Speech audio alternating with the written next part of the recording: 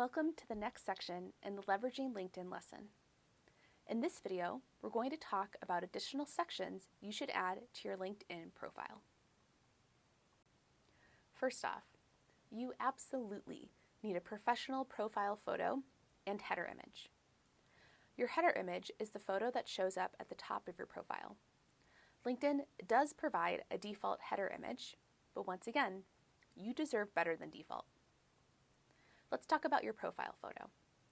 It should be a professional, high-quality headshot. That means it should be a photo of you only, roughly from the shoulders up. Please, no selfies or fun Snapchat filters, unless maybe your dream job is a developer at Snapchat.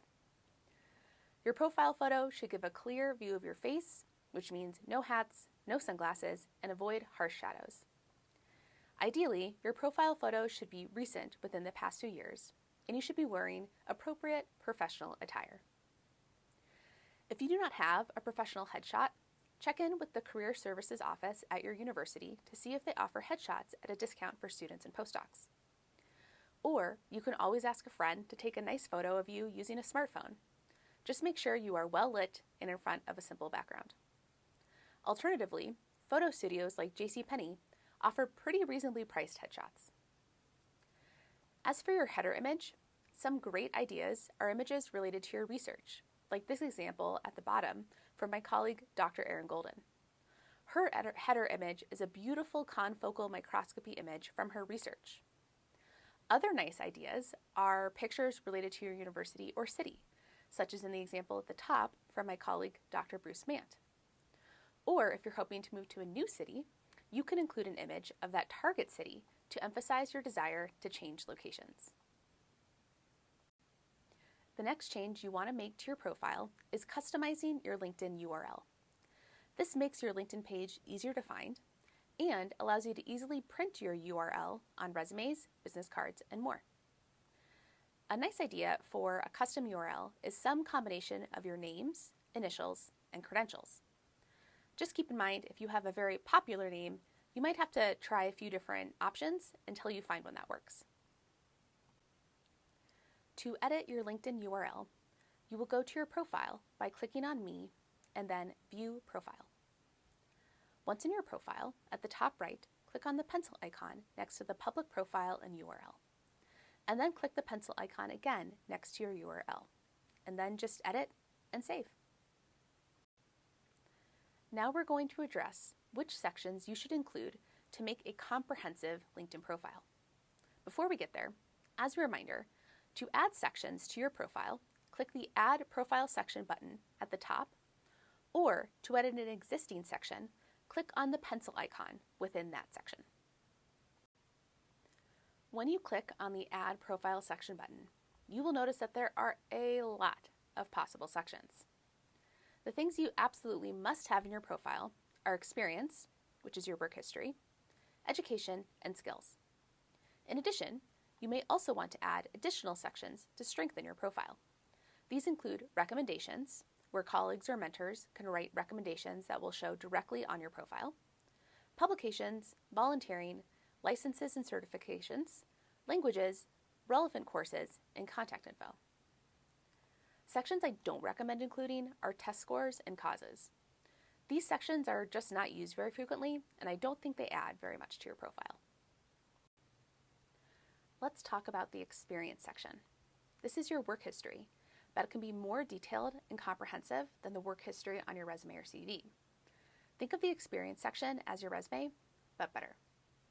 For example, you should include all relevant positions in the experience section on your LinkedIn profile. Let's say you had an internship in college within your field. Even if that internship was 10 years ago, I would still include it in your experience section because it is relevant to your target career, although you might not include it on your resume just because it was so long ago. However, I still wouldn't include your high school job working at Dairy Queen. And a quick side note, if you are a PhD student or a postdoc, you should list your PhD research in the experience section. Of course, you will also include your PhD in the education section, but because as a PhD student, most of your time is spent doing research work, it makes sense to describe that research experience within the experience section. When you are building your experience section, you should list out your job responsibilities and accomplishments for each position. The easiest way to do this is by copying and pasting the bullet points you've already written for your resume. For guidance on how to write a really great resume and strong resume bullet points, refer to the Resume and CV lesson. Finally, a unique aspect of the Experience section on LinkedIn is it will allow you to attach media and illustrative examples of your work and accomplishments. In this way, you can treat your Experience section almost as a digital portfolio.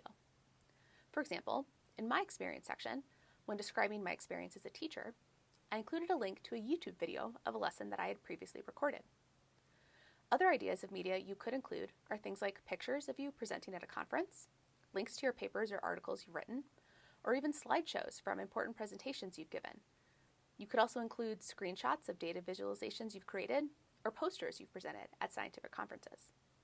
Remember, the goal is to create a rich multimedia experience that gives viewers a more complete picture of your professional capabilities than a traditional resume or CV ever could. Next up, the education section. This one is pretty straightforward. You should list all of your education from undergraduate forward. In other words, you don't need to include your high school diploma. You can also include descriptions within your education where it makes sense. For example, you could describe your research activity or awards that you received during your education. When you are adding your education, make sure that you link to your school's LinkedIn page. As you are typing in the name of your university, it should automatically show up.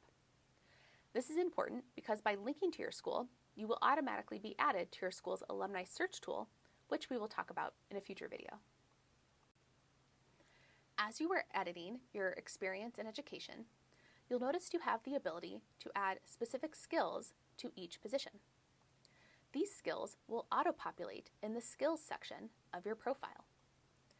The skills is essentially a list of the most important keywords. You can edit your skills section to move the most important keywords to the top, and you can also ask for endorsements from your colleagues to show your expertise of these skills. To edit your skills, scroll down to the skills section and click on the pencil icon. This opens a new page of all your skills. From here, you can click on the plus to add more skills,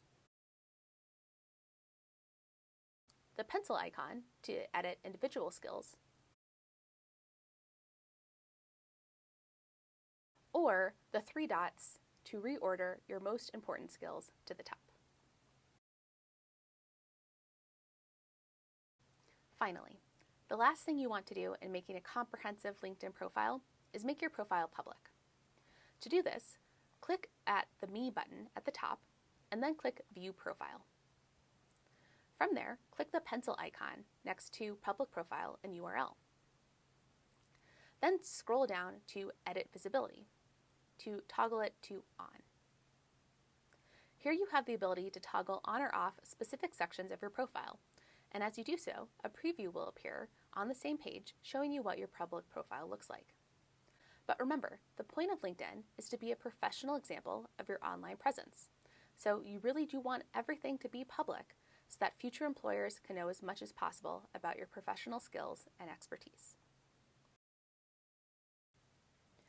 Let's summarize the key points we've covered about creating a comprehensive LinkedIn profile. First, make sure you upload both a professional profile photo and header image. These create your first impression and set the tone for your professional presence. As we discussed, LinkedIn gives you much more space to tell your story than a traditional resume. Take advantage of this. You can provide rich details about your research, projects, and accomplishments. When building your profile, focus first on the essential sections: experience, education, and skills. These form the foundation of your professional presence and are what recruiters look at first. Once you have those basics in place, strengthen your profile by adding additional relevant sections. This could include publications, presentations, volunteering, or other elements that help tell your unique professional story. And remember to emphasize keywords. Incorporate them naturally throughout all sections of your profile. This helps ensure you're discoverable when recruiters and colleagues are searching for someone with your expertise. By following these guidelines, you'll create a LinkedIn profile that effectively showcases your professional journey and helps you connect with valuable opportunities.